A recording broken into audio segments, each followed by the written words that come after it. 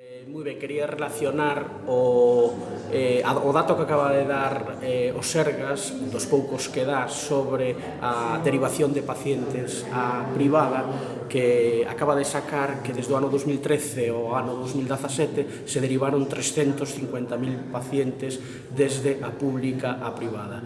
E isto quero relacionalo coa modificación da Lei Galega de Saúde, que, entre outras cousas, elimina 4 áreas sanitarias. Evidentemente, se se perden servizos nos hospitais comarcales en estes momentos, esa xente vai a ter que ser derivada á privada se non cumple os ratios de 45 días por proba diagnóstica e por consulta e os 60 días de intervención cirúrxica. Esos ratios non se van a cumplir, co cual os Sergas xa ten a disculpa para seguir derivando pacientes. A partir do 10 de xaneiro, e cando se puxo en vigor, que o propio Sergas será quen derive a esos pacientes da sanidade pública á sanidade privada en canto se rebasen esos prazos. Son 650 millóns de euros que se invertiron na sanidade privada sin que esta movera un dedo, porque xa son pacientes que se derivan directamente dende os Sergas. Evidentemente, se esos cartos hubieran invertido na sanidade pública, pois non teríamos por que utilizar os servizos privados e darlle cartos á sanidade privada cando son tan necesarios para a sanidade pública.